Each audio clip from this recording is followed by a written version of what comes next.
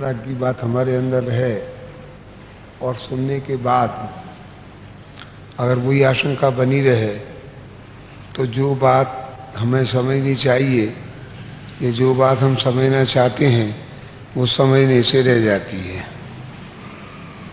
और मैं किस प्रकार की जो हमारे मान्यता के विरुद्ध बात हुई है उसके बारे में अगर किसी को कोई भी आशंका हो।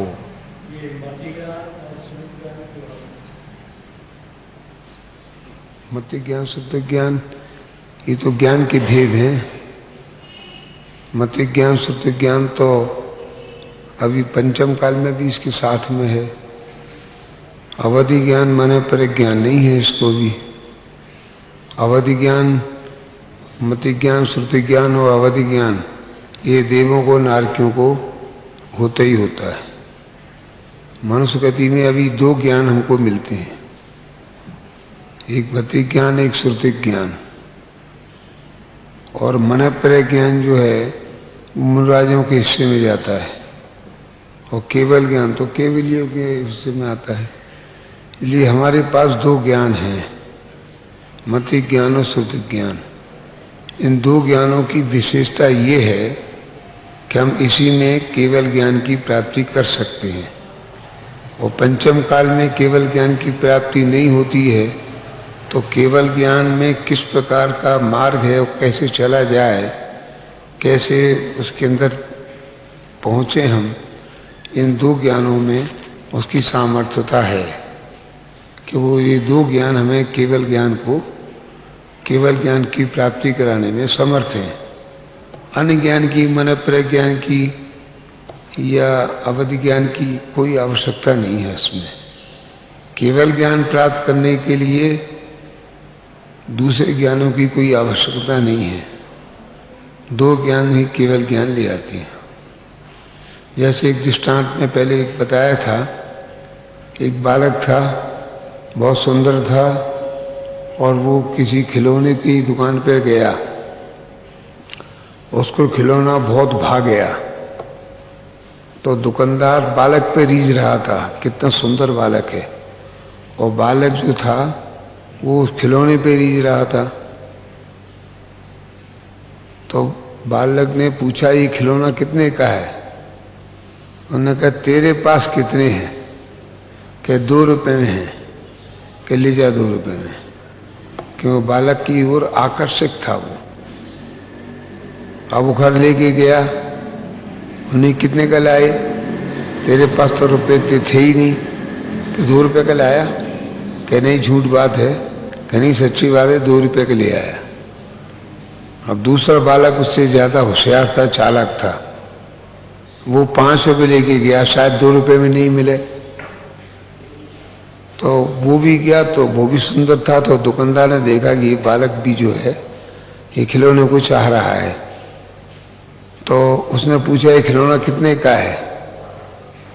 तो उसने तुम्हारे पास कितने हैं? कि 2। तुम्हारे पास कितने हैं ऐसे पूछा उसने। तो उसने कहा ये 5 रुपए हैं मेरे पास। तो 5 रुपए में तू ले जा। कि नहीं साहब, आपने अभी 2 रुपए का दिया था, मैं 5 में कैसे ले जाऊं? क्यों? तो उन्होंने क्या जवाब दिया कि तू नहीं खिलौने से खेल सकता। जैसे पंचम काल में हमारे पास 2 ज्ञान है, मति ज्ञान श्रुति ज्ञान। और उन मति ज्ञान श्रुति ज्ञान को आत्मा के सन्मुख करने का प्रयत्न करें तो वो मति ज्ञान श्रुति ज्ञान केवल ज्ञान को लेके आएंगे। क्या ऐसा नहीं है कि हमारे पास है?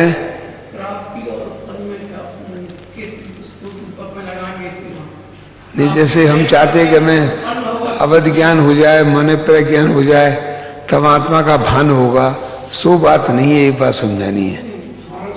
केवल ज्ञान प्राप्ति करेंगे। हाँ, तो हम केवल ज्ञान उत्पन्न होगा या प्राप्ति करेंगे, माने कि दो बातों का अलग थोड़ा सा। केवल ज्ञान स्वरूप तो अंदर में है। जब हम इन 2 ज्ञानों को पूरी समर्पणता के साथ उसमें लगा देंगे तो वो केवल ज्ञान प्रकट होगा। अंदर में तो है कैसा है ये बात फॉर विशेष ज्यादा जानकारी के लिए है, लेकिन वो केवल ज्ञान है तो बाहर प्रकट होता है अपने समर्पण भाव से। कैसा हमारे पास तो साहब हम दोनों ज्ञान इसमें लगा दें, मत ज्ञान श्रुत ज्ञान, तो हमारे बच्चे का क्या होगा, पत्नी का क्या होगा, पति का क्या होगा, दुकान का क्या होगा। तो कुछ ज्ञान हम इधर लगाएं, कुछ ज्ञान उधर भी लगाएं, तो वो ज्ञान के पीछे केवल ज्ञान के लिए समर्पणता नहीं है उसकी, उसको केवल ज्ञान नहीं होगा। वो ये चाहता है कि थोड़ा ज्ञान मेरा इधर भी आत्मा में लगा रहे, थोड़ा ज्ञान मेरे बाल बच्चों में घर गृहस्थी में लगा रहे। तो उसने ज्ञान के दो खंड किए, एक ज्ञान इधर एक ज्ञान उधर, तो उससे केवल ज्ञान नहीं होता। वो तो अखंड रूप से अपने इस मति ज्ञान शुद्ध ज्ञान को उसमें लगा दे, तो केवल ज्ञान मति शुद्ध ज्ञान केवल ज्ञान को बुलाता है। तो अंदर में जो केवल ज्ञान रूपी शक्ति पड़ी हुई है वो शक्ति व्यक्त होती है। समझ में आई बात? क्यों निर्मल जी? ये मति ज्ञान शुद्ध ज्ञान ये ज्ञान के भेद हैं, और ज्ञान में फिर जो समर्पणता होती है तो उससे वो आगे की वस्तु मिलती है। हम चाहेंगे थोड़ा ज्ञान इधर लगा दें, थोड़ा ज्ञान घर गृहस्थी में लगा दें, थोड़ा ज्ञान अन्न में लगा दें, उससे हो जाए, ऐसे नहीं होता। जितना ज्ञान है हम एक साइड में एक तरफ लगा दें, उसे केवल ज्ञान प्रकट हो जाएगा। नहीं भी प्रकट हुआ पंचम काल में तो एक उसका मार्ग, उसका प्राप्ति करने का साधन का एक जरिया, उसकी वो चीज हमें मिल जाएगी इसमें, और एक समय में हम केवल ज्ञान को प्रकट करके ही रहेंगे। समझ में आएगी बात? ऐसी बात है मति ज्ञान। आगे किसी का कोई प्रश्न?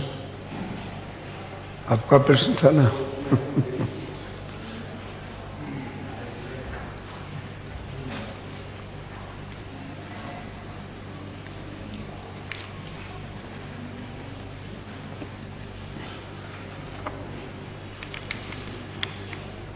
ये समय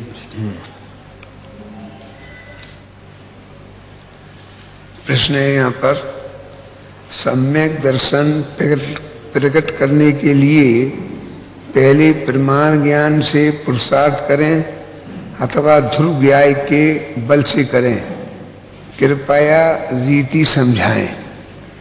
किसी व्यक्ति ने ज्ञानी पुरुष से ऐसा प्रश्न किया था कि हम तो ये सुनने हैं अब कि ध्रुव के बल से हमें जो है वो आत्मा की अनुभूति होगी। तो अब ध्रुव के पहले जो है प्रमाण ज्ञान होता है, तो प्रमाण ज्ञान से पुरुषार्थ करें या ध्रुव ज्ञान के बल से करें? सम्यक दर्शन किस रीति से होता है ये बताएं। तो वो ज्ञानी जवाब देते हैं कि दोनों साथ में हैं, दोनों साथ हैं। क्यों कि प्रमाण ज्ञान नहीं होगा तो दृष्टि का विषय नहीं बनेगा। अब दृष्टि का विषय क्यों नहीं बनेगा? वो उसको समझने की हम चेष्टा करें कि बिन जाने ते दोष गुणन को कैसे तजिए गहिए। जब हम दोष और गुणों को जानेंगे ही नहीं तो किसको ग्रहण करेंगे, किसको हम निकालेंगे? तो प्रमाण ज्ञान ये बताता है कि एक द्रव्य भी है, एक पर्याय भी है। पर्याय की दृष्टि हे दृष्टि होनी चाहिए और द्रव्य की दृष्टि उपाधि रूप में होनी चाहिए। इसलिए जब तक हम ये मालूम ही नहीं है कि हम द्रव्य दृष्टि किस प्रकार से करें, दृष्टि का किस प्रकार से हमारे अंदर प्रकट हो, तो वो प्रकट कब होगी कि हमें एक अस्थि रूप, एक नास्ति रूप, एक आत्मा के कल्याण में सहायक और एक आत्म कल्याण में बाधक। हाँ, एक तो आत्म कल्याण में साधक और एक आत्म कल्याण में बाधक। हम साधक और बाधक दोनों को नहीं समझेंगे तो हम किसकी साधना करेंगे और किसकी विराधना करेंगे? फिर हम किसको अपने अंदर से हे बुद्धि से लाएंगे? इसलिए दोनों को जानना तो अति आवश्यक है, लेकिन जानने के बाद में उसको हे और उपाधि बुद्धि वर्तती है तो वो दृष्टि का विषय बनता है। दृष्टि का विषय जब तक नहीं बनेगा, जब तक जो हे पदार्थ हैं वो हमें हे न अंदर में जचेंगे, जमेंगे। अब कौन से पदार्थ हे हैं ये निर्णय करना पड़ेगा, कौन से पदार्थ उपाधि हैं ये निर्णय करना पड़ेगा। हमारी गड़बड़ी क्या है कि दृष्टि के विषय बनाओ, तो दृष्टि का विषय बिना प्रमाण ज्ञान के बनेगा नहीं। और आचार्यों ने लिखा है कि प्रमाण ज्ञान और दृष्टि का विषय वाला ज्ञान, इन दोनों में से कौन सा पूज्य है? तो उन्होंने कहा है कि दृष्टि का विषय पूज्य है, प्रमाण ज्ञान पूज्यतम है। इन्हें प्रमाण ज्ञान दोनों को बताता है कि भाई ये भी है और ये भी है। जैसे कोई सड़क है उसमें गड्ढे हो रहे हैं, तो प्रमाण ज्ञान क्या है? सड़क भी है और गड्ढे हैं, तो गड्ढे से बचो, सड़क पर चलो। हम स्कूटर पे जाते हैं, साइकिल पे, कार में, तो सामने गड्ढे भी आते हैं, तो गड्ढों से बचाते हुए चलते हैं। तो प्रमाण ज्ञान ने कहा कि जाने का रास्ता भी यही है और इसमें गड्ढों से बचना ही तुम्हें ही है। ऐसी दोनों वस्तुओं को नहीं जानेंगे तो वो प्रमाण ज्ञान नहीं होगा, तो दृष्टि का विषय नहीं जमेगा। प्रमाण ज्ञान हे और उपाधि की बुद्धि को बताता है, तो हे बुद्धि को छोड़ने की कहता है वो, और उपाधि बुद्धि को ग्रहण करने की बात करता है। जैसे उदाहरण में समझे, एक सच्चा उदाहरण है बिल्कुल। 66 की बात है कि एक स्त्री के 2 बालक एक साथ हुए थे। उसमें से एक बालक बहुत बीमार हो गया, तो उसे इलाहाबाद के पास की वो रहने वाली थी, इलाहाबाद में किसी डॉक्टर को दिखाने को, इलाज कराने को ले जा रही थी। दोनों बच्चे साथ में थे। अब वो बीमार बच्चा था, वो जेल में ही जैसे ही वो पहुंचा, वो डेथ हो गई उसकी, जो बीमार बच्चे की थी। अब वो सोचा कि इलाहाबाद ले जाने क्या फायदा, तो उन्होंने सोचा कि अब घर ले जाएंगे, फिर जल में प्रवाहित करना पड़ेगा। अब गंगा जी का पुल आ रहा है, तो वो गंगा जी के पुल में उन्होंने पति पत्नी ने सोचा कि उस जमुना जी में, गंगा जी में बहा देंगे। अब जैसे ही पुल पर गाड़ी चल रही थी, तो उन्होंने वो दोनों बच्चे सोए हुए एक से रखते थे, तो जल्दबाजी में उन्होंने जो बच्चा जिंदा था उसे उठा लिया और जमुना जी में फेंक दिया। समझ में आई बात? कितना नुकसान हुआ। वो मारा हुआ बच्चा तो मारा था ही, तुमने जिंदे को अर्थ बना दिया। ऐसे वस्तु को समझने का काम प्रमाण ज्ञान बताता है, और प्रमाण ज्ञान बताता है कि जो चीज शाश्वत है वो तुम्हारे साथ हमेशा रहने वाली है, तो उसको तो उपाधि में मानना, और जो चीज तुमसे कभी न कभी चली जाएगी उसको हे मानना। तो जब उपाधि मानेंगे जो शाश्वत वस्तु है, तो वो कभी जाएगी नहीं, तो उस पर निश्चय से हमारा ये अंदर का अभिप्राय जमेगा कि अभी ये चीज शाश्वत है। तो प्रमाण ज्ञान 2 लेके चलता है, एक शाश्वत को और एक अशाश्वत को। तो प्रमाण ज्ञान ने दो बात बताई। तो हमने जो शाश्वत वस्तु है उस पर ध्यान लगाया, तो मोक्ष और मोक्ष मार्ग हमारे हथेली पे आएगा। हमें मोक्ष जाना नहीं पड़ेगा, हमें मोक्ष की पर्याय लेने आएगी, जाना नहीं है हमें। हम तो जहां हैं वहां हैं, अब पर्याय को जरूरत हो तो हमें लेवा के ले जाए। उसका ऐसा निष्प्रय ज्ञान होता है, उसे मोक्ष जाना पसंद नहीं है। किसको? दृष्टि के विषय वाले को। क्यों जाए? मोक्ष स्वरूप ही है, मुझे क्या जरूरत है जाने की? मोक्ष की पर्याय को दरकार हो तो मैं चला जाऊं। मैं फिर भी रहूंगा अपने में ही, भले ही सिद्ध स्थला पे पहुंच जाऊं, लेकिन मैं रहूंगा प्रमाण ज्ञान ने बताया। और ये बाहर के व्यवहार के विषय हैं, शुभ भाव अशुभ भाव, ये सब छूट जाने वाले हैं। ये अपने लिए किंचित मात्र भी कार्यकारी नहीं है।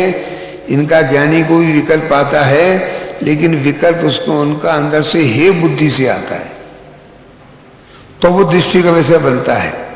व्यवहार भी उपाधि है, निश्चय भी उपाधि है, वो दृष्टि का विषय नहीं है। एक उपाधि है और एक हे है। ऐसा उपाधि हे का जब हम मंत्र में ज्ञान होगा, उस ज्ञान को ही प्रमाण ज्ञान कहते हैं। और उस प्रमाण ज्ञान से हे उपाधि से हे वस्तु को हमको छोड़ने का भाव आएगा ऑटोमेटिक, और जो उपाधि वस्तु है वो हमको रहने का भाव आएगा।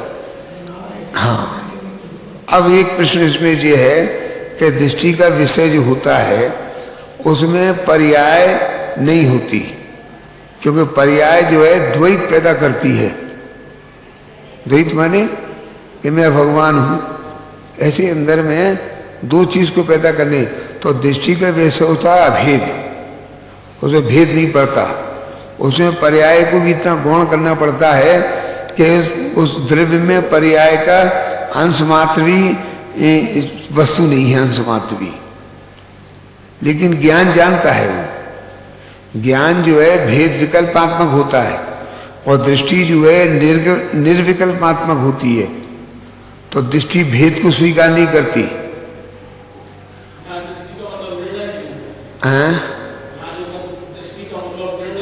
निर्णय तो ज्ञान कराता है, भेद विकल्प कराता है कि ये तुम्हारे लिए है और ये तुम्हारे लिए नहीं है। ये ज्ञान का विषय है, ये प्रमाण का विषय है। और दृष्टि का विषय भेद नहीं होता, और वस्तु है बस। अब उसमें दृष्टि के विषय को पहले क्यों लिया है और प्रमाण ज्ञान को पीछे क्यों लिया है, ये बात टोडरमल साहब ने मोक्ष मार्ग प्रकाशक में फरमाई है कि जब तक वस्तु को जानेगी नहीं तो वस्तु में हम स्थिर कैसे होंगे। ऐसा करके इन्होंने मोक्ष मार्ग प्रकाशक में एक प्रश्न उठाया है। हाँ, नहीं, निर्णय आत्मा हूं तो वो प्रमाण ज्ञान नहीं है अभी उसको, क्योंकि उसके संग में मैं ये नहीं हूं, ये साथ में आता है। जब मैं हूं, जानने में आया तो वो दोनों बातें जानने में आनी चाहिए। हे उपाधि रूप, कौन सी वस्तु ग्रहण करने योग्य है, कौन सी वस्तु छोड़ने योग्य है, ऐसा ज्ञान आना चाहिए। उसको प्रमाण ज्ञान कहते हैं। और दृष्टि का विषय अगर प्रमाण ज्ञान के बगैर बनाएगा तो मिथ्या दृष्टि का जो विषय है आत्मा का, वो भी अभेद रूप में है। श्रद्धा अंध होती है, श्रद्धा में विवेक नहीं होता। जिस पे जम गई वो जम गई। जैसे हमारी अनादिकाल की श्रद्धा है कि अब मनुष्य हैं, अब जमी गई है, अब 1000 उपाय कहें निकालने के तो निकलेगी नहीं वो। श्रद्धा में भेद विभेद नहीं होता। जिसकी जैसी श्रद्धा है, चाहे मिथ्या दृष्टि की हो और चाहे सम्यक दृष्टि की हो, वो श्रद्धा अभेदी होती है। मैं स्त्री हूं तो स्त्रीपना उसका जीवन में कभी जाएगा नहीं। मैं पुरुष हूं, वो पुरुषपना जाएगा नहीं। तो वो जो ज्ञान है, एकार्थ ज्ञान है, वो प्रमाण ज्ञान नहीं है। उसे भले ही जाना कि मैं आत्मा हूं, तो आत्मा हूं तो मैं क्या नहीं हूं ये भी जानना चाहिए। उसके जाने बगैर प्रमाण ज्ञान नहीं बनेगा।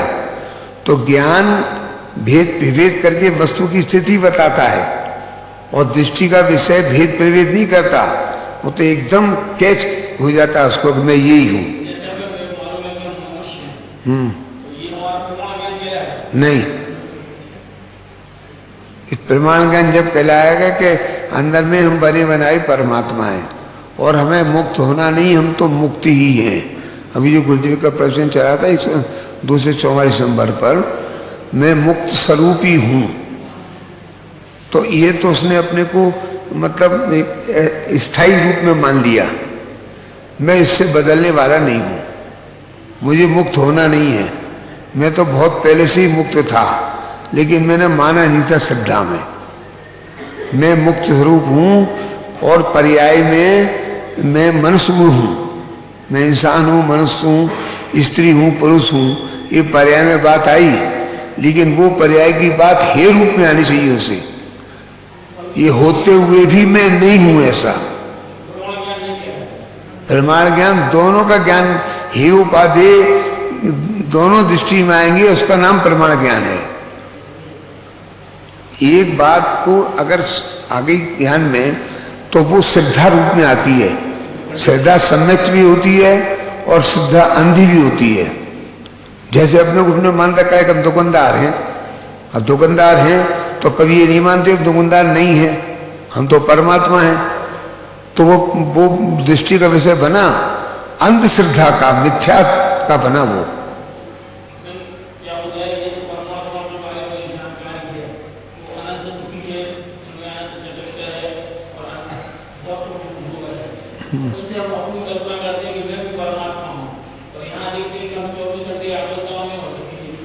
तो हमें तो अनंत सुखी हैं वो पर्याय में हैं, और अनंत दुखी हैं वो पर्याय में हैं।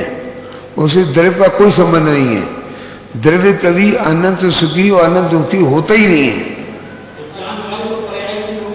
तो पर्याय मान रहे तो प्रमाणगान नहीं हुआ, और प्रमाणगान नहीं हुआ तो आत्मा की अनुभूति नहीं हो सकती। प्रमाण ज्ञान में हे और उपाधि बुद्धि आती है, उसी को प्रमाण ज्ञान कहते हैं। हमें क्या छोड़ना है, क्या ग्रहण करना है, ये पता ही नहीं है। तो जैसे उसने जिंदा बच्चों को और नदी में डाल दिया, वही काम हम कर रहे हैं। अपन जो चैतन्य महाप्रभु हैं वो सब ख्याल नहीं है। क्यों है? तो उसको डालने गंगा जी में, और ये मरे हमारे मुर्दे को हम संभाले हुए हैं, ये हमारे अपना है। जी शरीर मुर्दा है कि जिंदा है? मुर्दा है तो हो जाएगा। तो इसको मुर्दा मान लिया तो खत्म काम। वो प्रमाण कब से कहलाएगा? हैं? तो शरीर पुद्गल का है कि चैतन्य का है? अब निर्णय करें। तो चैतन्य रखने लायक है कि पुद्गल रखने लायक है? तुम्हारे घर में कोई सोना पटक जाए तो वो रखने लायक हो गया। अब कोई सर्प डाल जाए तो सर्प जो है निकालने लायक है, रखने लायक है? नींद नहीं आएगी रात भर।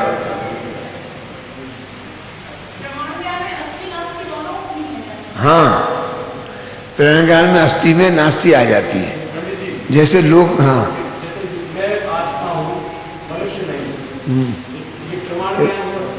मैं आत्मा हूं, क्या मनुष्य नहीं? तो मनुष्य नहीं हूं ऐसा ठोस निर्णय हो गया तो वो मनुष्य के लिए उसका काम नहीं चलेगा फिर। तो श्रद्धा ज्ञान से की ना, तो मैं मनुष्य नहीं हूं, ये ज्ञान से ही तो उस पर आएगा कुछ भी हो, इससे हमें क्या लाभानी है।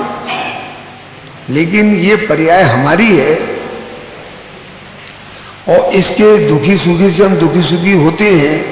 तो हमने मुर्दा को जिंदा माना और जिंदा को मुर्दा माना। अंदर में चैतन्य भगवान जिंदा है, उसको हमने क्या माना?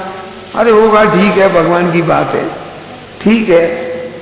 और जो जड़ है ना, ये जो कभी जिंदा है ही नहीं, अभी भी जिंदा नहीं है और कभी जिंदा होगा भी नहीं, क्योंकि जड़ है, उसको अपना मान रहे हैं। तो प्रमाण में नहीं आएगा।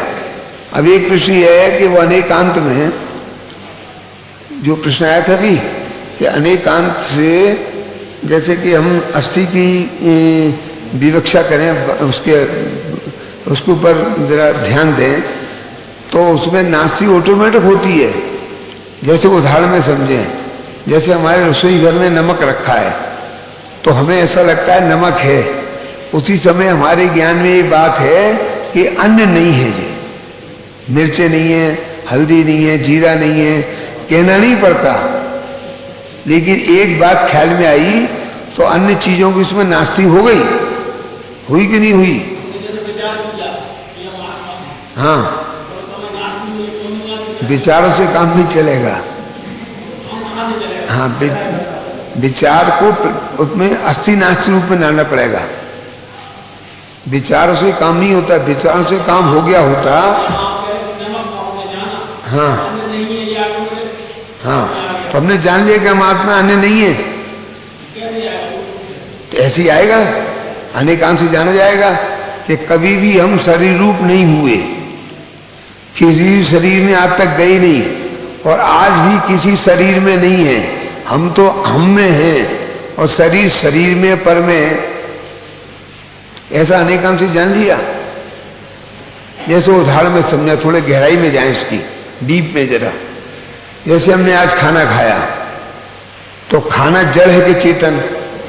लड्डू है, बर्फी है, दाल बाटी है, रोटी है, दाल साग है, सब जड़ है कि चेतन? इसमें स्वाद आता है? नहीं आता। अच्छा, अब जीव जड़ है कि चेतन? जड़।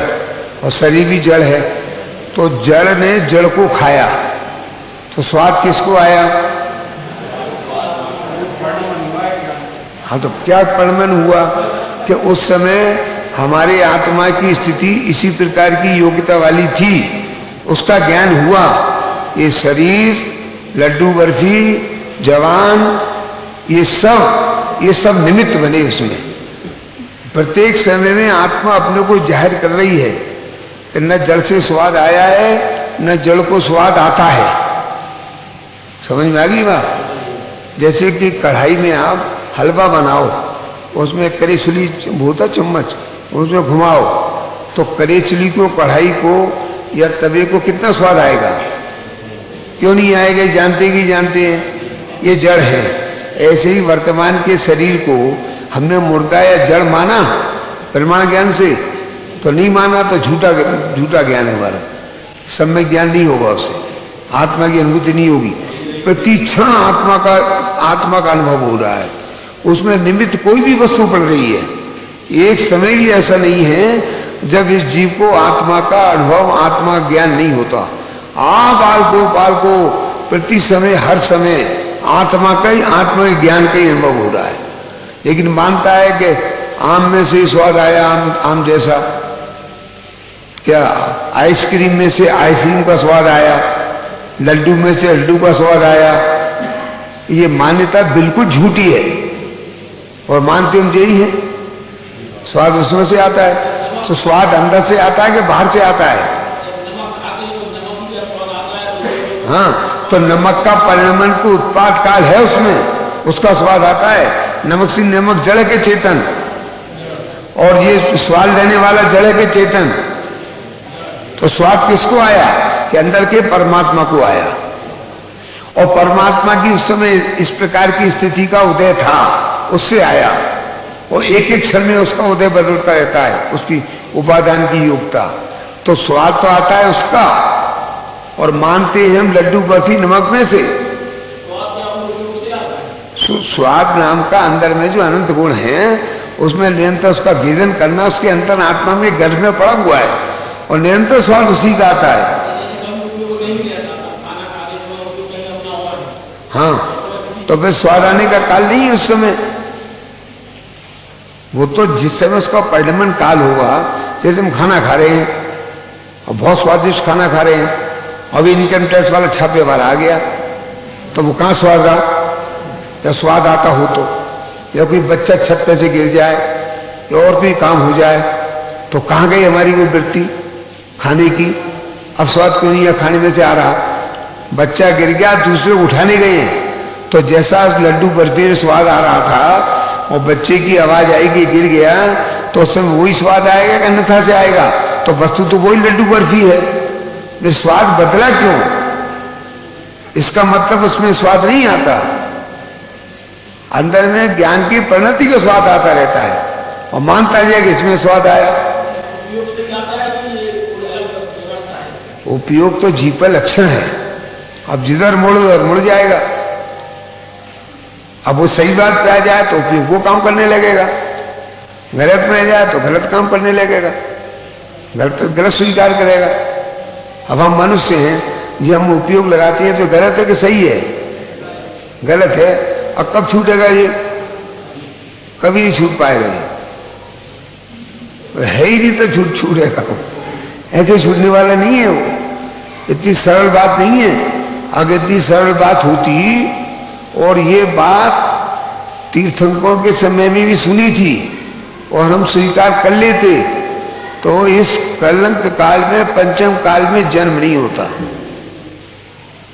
जन्म ही इस बात से हुआ है कि पर वस्तु स्वाद को मानते हैं। टोडरमल जी ने इसके एक उदाहरण दिया है, जैसे कुत्ता है, उसको हड्डी मिल जाए, हड्डी चबावे तो हड्डी में तो खून तो है नहीं, हड्डी के चबाने से ताल वालू फूट जाती है तो खून उसमें से निकलता है, लेकिन कुत्ता ये मानता है कि हड्डी में से खून आ रहा है। अब कुत्ते के आप हाथ जोड़ो, पैर छुओ, तो ये उसमें से नहीं आ रहा है तो मान लेगा वो, क्यों? वो तो हड्डी में से रहा है। ऐसे में स्वाद काय का आ रहा है? पर वस्तु का, दाल भात रबड़ी बर्फी का, दूध का, पानी का, रोटी का स्वाद आ रहा है, उसका आ रहा है, या अपने ज्ञान के परिमल का स्वाद आ रहा है। हम कौन हुए टोडरमल के हिसाब से? अब अपने आप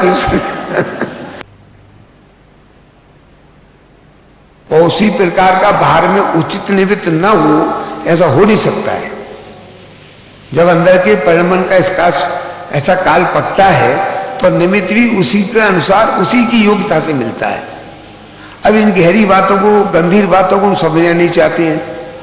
बस जय जयनाथ परम गुरु हो, बस ये करना चाहते हैं, भगवान को सुना देंगे, 2-2 घंटे भगवान को सुनाएंगे, जनवाणी को सुनाएंगे, जनवाणी की नहीं सुनाएंगे, हैं? हाँ, वो एक अलग उदाहरण है। हाँ, वो अलग उदाहरण है, सेंगी वृत्ति और स्वान वृत्ति में लिया है वो। इसलिए हमें बिल्कुल जैसे तीर्थंकरों ने बात कही है या आचार्य ने बात कही है, उस ओर पर जोर लगा के गंभीरता से उतरना चाहिए। नहीं उतरेंगे तो नहीं, डरते रहेंगे। एक बाई ने ऐसा निर्णय लिया गर्मियों में, कभी 1 साल तक गंगा में नहाऊंगी। वैष्णव बाई थी, 1 साल तक गंगा जी में नहाऊंगी, गंगा जी के पानी से रोज सुबह। हफूस का महीना था, बर्फ जम रही थी उसमें गंगा जी में। अब वो जैसे ही अपने लोटे को डाले तो बड़ा ठंडा पानी, तो वो लड़ते उसमें, ठंडे पानी से डरती थी वो। क्यों? एक लोटा उठाया, बड़ा ठंडा पानी निकला, उसमें डाल दी। तो एक आदमी पूछा, ये क्या कर रही है तमाशा? ये साहब मैंने प्रतिज्ञा ली है गंगा जी में नहाने की। अब पानी इतना ठंडा है लोटे में कि पानी से हाथ गल रहा है, तो पानी में कैसे नहाऊं? तो ना, तू नहा ली जा घर अपने। तो मेरी तो प्रतिज्ञा, चाहे मर जाऊं चाहे नहाऊंगी गंगा जी में। उन्होंने की तो तू एकदम डुबकी लगा जा, इसमें कूद जा, तो तू पार हो जाएगी, तो तेरी प्रतिज्ञा पूरी होगी। और तैने एक लोटा उठा के डाला, फिर लोटा डाला, ऐसे डरती रहेगी तो कभी गंगा जी में नहीं नहा सकती। ऐसे हमें थोड़ा थोड़ा कर ले। अब क्यों? वो थोड़े थोड़े में डर इतना लगता है हमें कि वो कैसे हम आत्मा की अनुभूति करेंगे। तो एकदम उतर जाओ, दुनिया कुछ भी कहे, दुनिया पागल करार देगी, ये पागल हो गए हैं, उस पागलपन को ही बर्दाश्त करो और एकदम डूब जाओ, अपने में उतर जाओ। ये मार्ग है, दूसरा मार्ग नहीं है। हम डर डर के काम करेंगे कि समाज क्या कहेगी, परिवार वाले क्या कहेंगे या और क्या कहेगी, ये ऐसे कायरों का काम नहीं है। ये तो सिंह वृत्ति वाला काम है। इस पार या उस पार, डू एंड डाई, ये तो करेंगे या मरेंगे। ये है जैन धर्म का उद्देश्य। इसे करना नहीं चाहते। यहां बैठेंगे तो यहाँ के मंदिर के दास हैं, घर जाएंगे घर वालों के दास हैं। स्त्री कहती मैं पति की दास नहीं हूं, मेरा फर्ज है, पति परमेश्वर होता है। अब वो धूर्तेश्वर तो ही परमेश्वर उसके लिए, तो यानी सब स्वतंत्र हैं एक एक, लेकिन अपने को अनादिकाल की जो परंपरा चल रही है और जो हमारे माथे में घूम रही है, सिखाई गई है, उसको हम किसी कीमत पर तोड़ना ही नहीं चाहते। हमें मुक्त होना ही कहाँ है, हमें तो गुलाम होना है दूसरे के। इधर घर में जाएंगे तो पति पत्नी गुलाम बनेंगे, मंदिर में आएंगे तो भगवान को गुलाम बनेंगे, उनके दास बनेंगे, फिर के दास बनेंगे। ये दास बने की प्रक्रिया हमारे माथे पे इतनी चढ़ गई है कि हम स्वतंत्र होते हुए स्वतंत्र होना नहीं चाहते। समझ में आ गई बात? ऐसे ही ज्ञान में पर्याय को नहीं मानेगा तो सम्यक ज्ञान नहीं कहलाएगा, और सम्यक दर्शन में अनुभूति में पर्याय को स्वीकार करेगा तो सम्यक दर्शन नहीं होगा उसे। समझ में आ रही बात? क्यों? अगर श्रद्धा में उसने पर्याय को लिया तो श्रद्धा भ्रष्ट हो जाएगा क्या? और ज्ञान में पर्याय को साथ नहीं लिया तो ज्ञान नहीं रहेगा उसको। वो श्रद्धा के साथ में ज्ञान भी ऐसे ही होता है। ऐसा नहीं है कि श्रद्धा कुछ अलग हो ज्ञान कुछ अलग हो। श्रद्धा ज्ञान के बल पे ही खड़ी होती है। अब चाहे वो मिथ्या श्रद्धा हो और चाहे वो सम्यक श्रद्धा हो, उसका बल ही उसका श्रद्धा के ऊपर है। मिथ्या वाले का मिथ्या के ऊपर बल है, उससे उत्पन्न हुआ है। और सम्यक दृष्टि का सम्यक जो श्रद्धा है उसका श्रद्धा के बल पे ही है। वो जानता है कि क्या उपाधि है क्या ही है। अब दूसरी बात कि वो पर्याय का लक्ष्य ज्ञान में क्यों आता है, उसके दो भेद पड़ते हैं पर्याय के लक्ष्य के। एक तो वो कितना आ चुका है और कितना उसे और प्राप्त करना है। जैसे हमें यहां से बाहर जाना हो, दिल्ली जाना हो या कहीं बंबई जाना हो, और हम आधी दूर आ गए, तो आधी दूर आने पर हमें ऐसा लगेगा आधे मार्ग पे आ गए, आधा बाकी है। तो ज्ञान ये बताएगा कि तुमने इतनी श्रद्धा तो की, लेकिन केवल ज्ञान की होने के लिए अभी इतनी चीज की जरूरत तुम्हें और है। तो वो ज्ञान की पर्याय बताएगी उसे। अगर ज्ञान की पर्याय को स्वीकार नहीं करेगा तो वो जहां तक चल गया है उसी को मोक्ष मान लेगा फिर वो। इसलिए बेंसरी लिखा है कि बहुत बाकी है, बहुत बाकी है, बहुत बाकी है, यही घोंकते रहना। ये मैं समझना कि बहुत सीख लिया, बहुत सीख लिया। और इसमें बहुत से विद्वान भी ये कहते हैं कि विद्यार्थी बनना मास्टर नहीं। मास्टर बनने में तो उसका अभिप्राय भी विश्रांति आ जाएगी, और विद्यार्थी बनेगा चाहे वो 80 साल का पढ़ा लिखा हो, तब भी उसको ये भावना आनी चाहिए कि बहुत बाकी है, बहुत बाकी है, बहुत बाकी है। तो ज्ञान निर्णय कराता है तुम्हें आत्मा की अनुभूति हुई है, ये सही है, लेकिन आत्मा की अनुभूति के बाद में तुम्हें कहां पहुंचना है ये बाकी और है। इसलिए ज्ञान पर्याय को स्वीकार करता है, लेकिन श्रद्धा उस समय भी पर्याय को स्वीकार नहीं करती। श्रद्धा तो बिल्कुल संपूर्ण अपना पूरा माल अंदर में बैठा के बैठी है, उसे कोई मतलब नहीं है ज्ञान से, और कहां जाना है कहां नहीं जाना है। समझ में आ गई बात? जैसे कि मरीज हो और हम सागर से दिल्ली ले जाएं या आगरा से दिल्ली ले जाएं, तो मरीज को नहीं मालूम है कहां ले जा रहे हो, मालूम है उसे, वो तो कोमा में आ गया। ऐसी श्रद्धा तो कोमा में हो जाती है, उसे कुछ मतलब नहीं है ज्ञान काल से। समझे भाई बात? अब वो ले जा रहे हैं वो अलग बात है, ज्ञान का काम है वो कि यहां से उठा करके उसे मोक्ष मार्ग में केवल ज्ञान क्यों ले जाए। वो विकल्प आत्मा कहेगा इतने आ गए, इतना बाकी है, वो ज्ञान बताएगा। कौन बताएगा? चारित्र नहीं बताएगा। चारित्र तो उसकी स्थिरता को नाप करेगा थर्मामीटर से, ये जीव अंदर में कितना स्थिर है, वो थर्मामीटर लगेगा उसको। साहब इतना स्थिर है, ये आत्मा में इतना स्थिर हो गया, तो थर्मामीटर बताएगा कि इसको स्थिरता इतनी है। तो उसके परिपूर्ण स्थिरता है कि अपूर्ण अस्थिरता है, ये बताएगा चारित्र खाली, उसका काम इतना है। समझ में आ गई बात? ऐसी चीज उसको समझने की कोशिश करें तो ऐसी कठिन बात भी नहीं है कि जो हम समझ नहीं सकें। अनंत काल से नहीं समझी है, ये बात सही है। अनेक भवों से बात ये हमने ख्याल में नहीं ली है, ये बात भी सही है। लेकिन आज ले सकते हैं, ये बात भी सही है। आज हम निर्णय कर सकते हैं, ये बात भी सही है। इसके लिए अन्य जन्म धारण करने की या विदेश क्षेत्र में जन्म लेने की जरूरत नहीं है। क्यों? विदेश क्षेत्र में से सीधे मुक्ति को चला जाएगा, यहाँ तक कि कोई पहुंच जाए, यहाँ से भरत क्षेत्र से और विदेश क्षेत्र पहुंच जाए, तो नियम से वो उस घर से मुक्त हो जाएगा। और समय से लेके जाएगा तो उसके बरसों लग जाएंगे, सागरों लग जाएंगे, तब जाएगा मुक्ति में। हमें तो फिर जैसे पहुंचा दो, कैसे पहुंचा दो? तू तो आत्मा की भावना कर और इतनी पूर्णता से कर कि मुझे परिपूर्ण इसी भव में प्राप्त करनी है।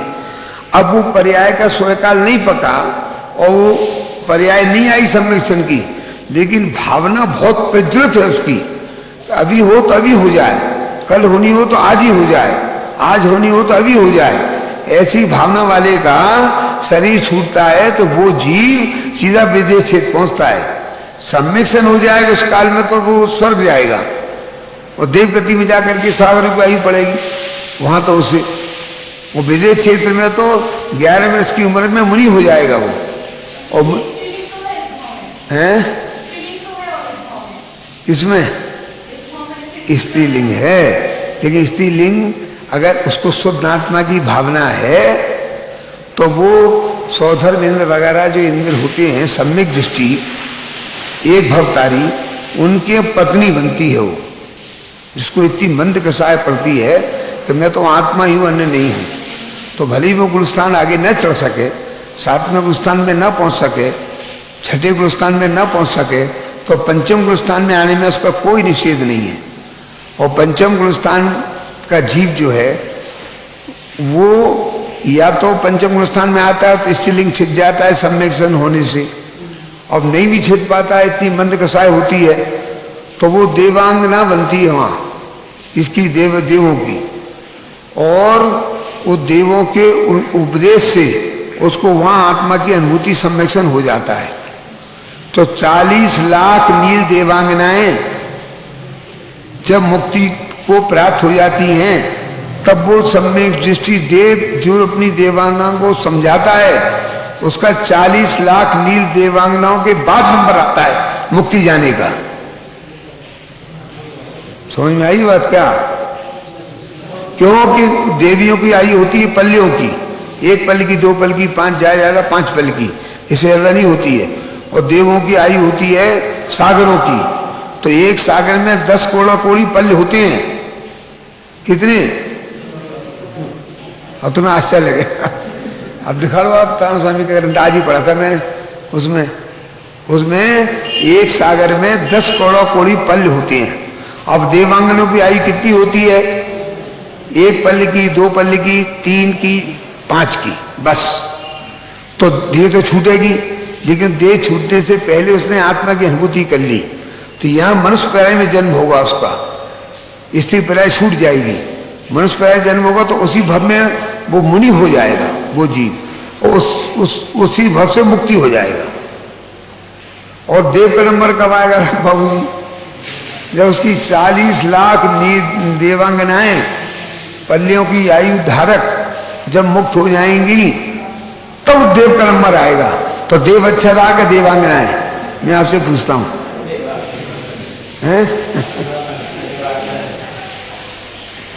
लेकिन हमें अपना महत्व नहीं आता है। हमारी अंदर से आदत ये पड़ गई है कि हम किसी ना किसी के पराधीन रहें।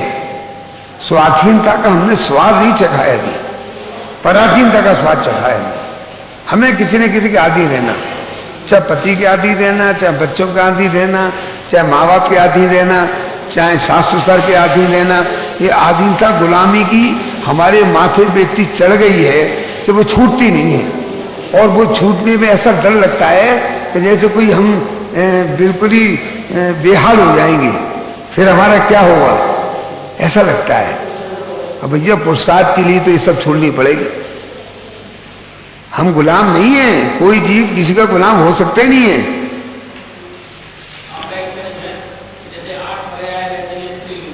हैं? 8 स्त्री की, 8 पुरुष की, 8 नपुंसक की,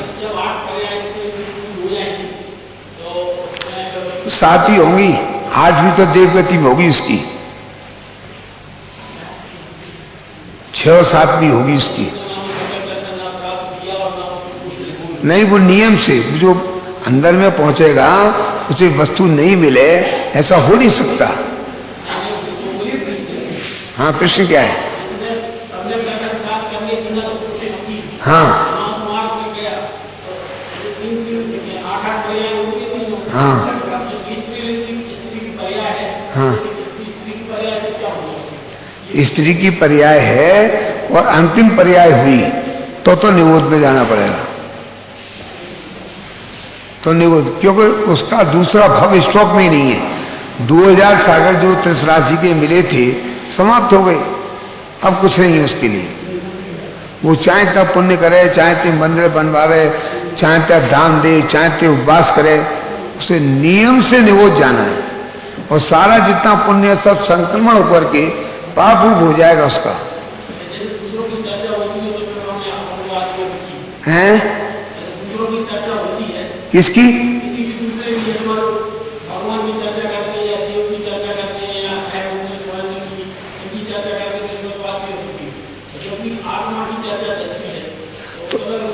तो आत्मा की चर्चा शुद्ध मन से चलती है, शुभ मन से? शुद्ध मन चलेगी तो उसको फिर शंका का काम नहीं है। शुद्ध मन से जो आपको ध्याए, जन्म मरण से वो छूट जाए।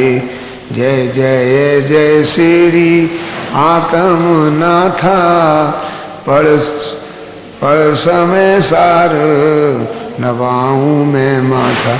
अब तो जो मन की दो दशाएं होती हैं, एक शुद्ध मन से और एक शुभ मन से। तो शुभ मन वाला तो डूब जाएगा, शुभ भाव करेगा, लेकिन शुद्धता से, शुद्ध मन से जो आपको ध्याए, जन्म मरण से वो छूट जाए। नियम है, आवादित नियम है।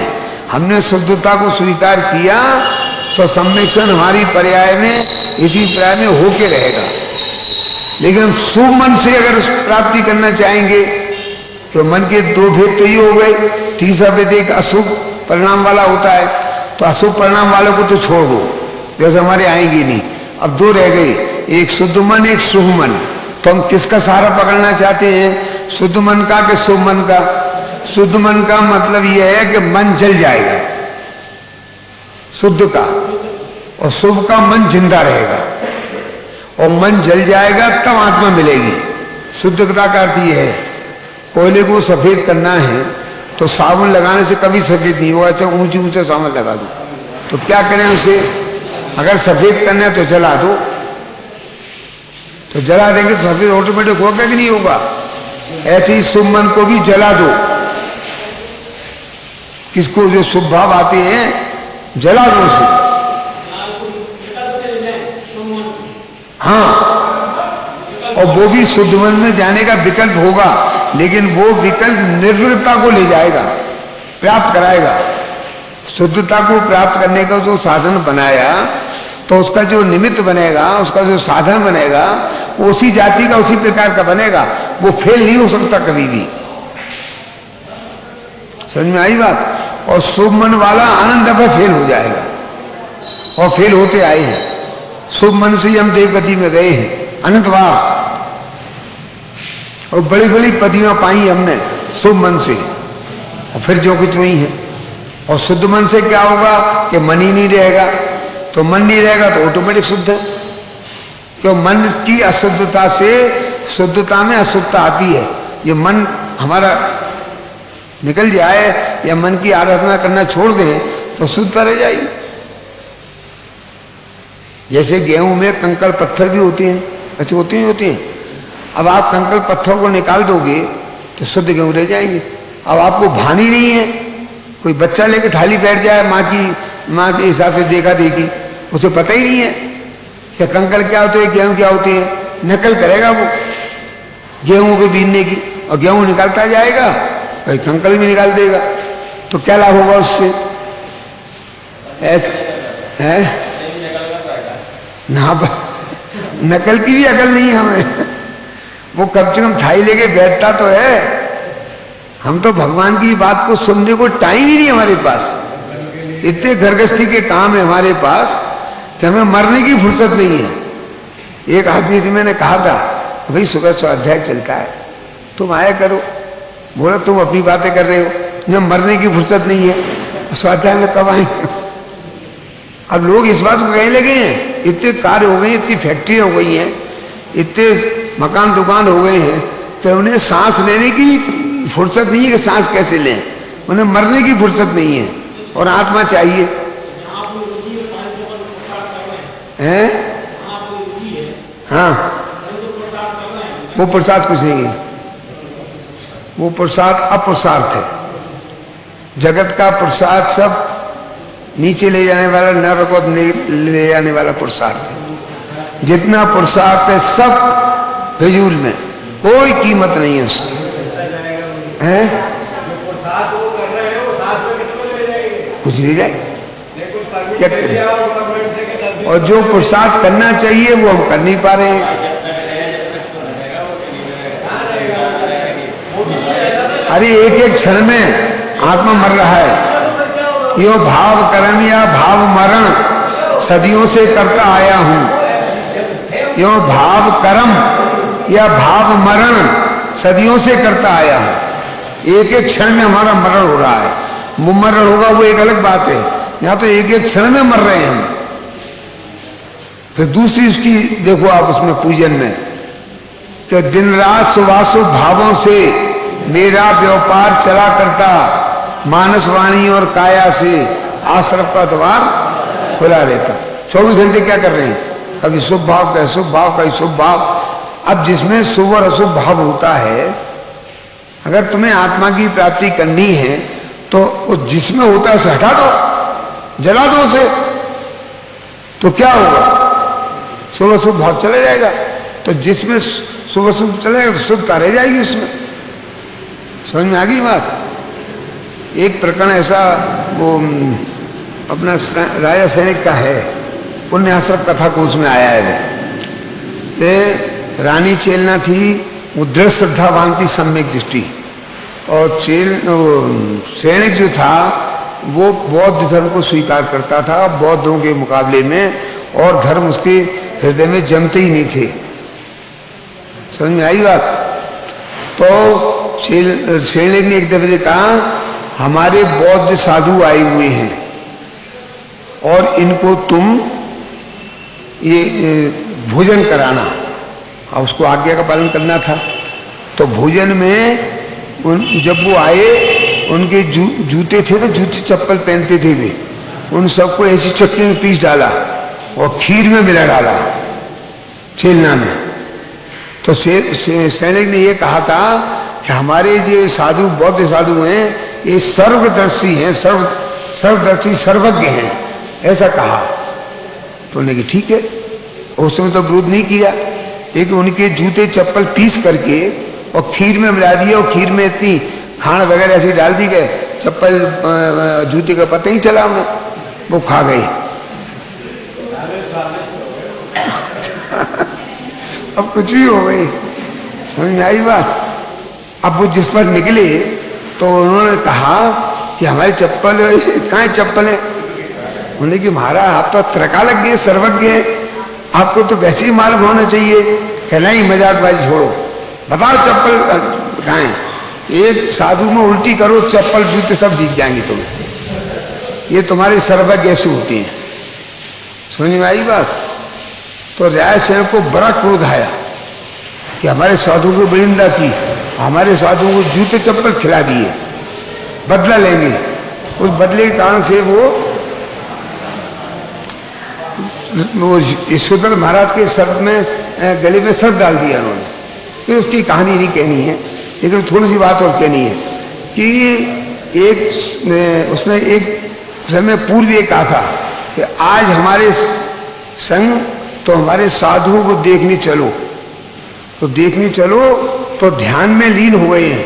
तो चेला ने पूछा कि ध्यान में लीन कैसे हो गए? कैसे कहते हैं कि वे शरीर तो नहाए और उनका आत्मा सिद्धालय पहुंच गया, ऐसे ध्यान में लीन हो गए हैं। तो उसने चेला ने की ठीक है, और उसने चारों आग लगवा दी। तो साधु निकल के भागे। अब वो लीन हो गए तो कैसे भागे? समझे? तो सैनिक ने पूछा कि तुमने ऐसा काम क्यों किया? कि महाराज मेरी बात सुनो, मैंने ऐसे किया था, एक राजपुत्र था, उसको ये ऊपर से ऐसा वरदान था कि दिन रात में तो मनुष्य होता था और दिन में वो सर्प हो जाता था। तो उसकी जो पत्नी थी बहुत सुंदर थी, तो रात में मनुष्य हो जाता था वो। अब वो सुबह हुआ तो सर्प में चला जाता था। वो बड़ी दुखी थी। तो उसने अपनी सहेली से पूछा कि मैं बड़ी दुखी हूं, ये पतिदेव रात में तो आदि बन जाते हैं और सुबह सर्प बन जाते हैं। अब मैं क्या करूं? इसमें क्या करने की बात है? वो उसकी सखी बोली कि जिस समय अपना सर्प का चोला वो छोड़ के आवे तो उसमें मांस से दिखा दे, आग लगा दे, तो मनुष्य का मस रह जाएगा। क्यों?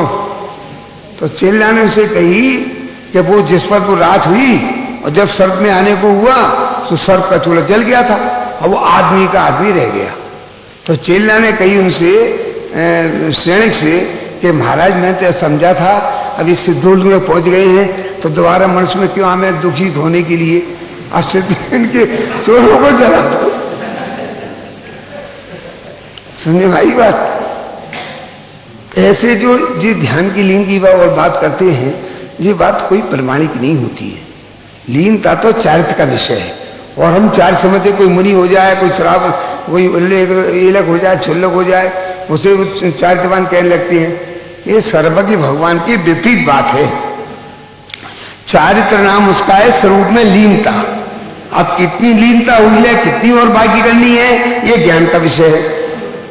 लीनता का नाम चारित्र है। बाहर का नंग हो जाना, पीछे का मंडल ले लेना, त्यागी हो जाना, ये तो चारित्र का सब मल है, ये सब दोष है चारित्र का। इसलिए हमें एक एक बात में सावधान रहना पड़ेगा कि वर्तमान में हमारी स्थिति कैसी है और इसी भव में आत्मा की अनुभूति करनी है। ऐसी प्रतिज्ञा लेके आज उठे तो अनुभूति हो जाएगी। बिल्कुल प्रतिज्ञा लें कि देह जब छूटेगी जब आत्मा की अनुभूति हो जाएगी, इससे पहले हमारी देह छूटेगी नहीं। ले प्रतिज्ञा जिलवाने के सामने देखो प्रतिज्ञा तुम्हारी पूरी होती कि नहीं होती है। प्रतिज्ञा में तुम्हें अनेक प्रकार के विघ्न आएंगे, इन विघ्नों को पार कर जाना है और एक समय ऐसा हो जाएगा कि हमें आत्मा की अनुभूति हुए बगैर नहीं रहेगी। नहीं होगी तो आत्मा की लाइन में तो लगी जाएंगी। कैसे आत्मा मिलती है ये बात तुम्हारे ख्याल में आने लगेगी।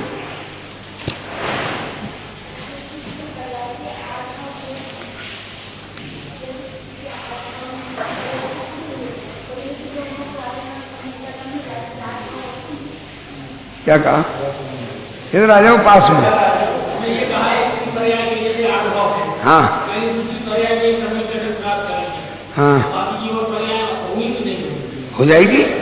अगर देखिए लास्ट पर्याय हुई और आत्मा की अनुभूति कर ली तो नियम से मुक्ति जाएगी।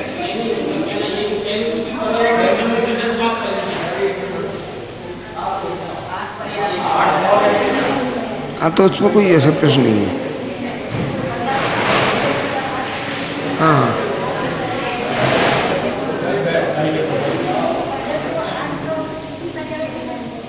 अनुभव इसी पर्याय में अगर लास्ट पर्याय हुई और अनुभूति हो गई तो उसका बेड़ा पार हो गया। सम्यक से नहीं हुआ।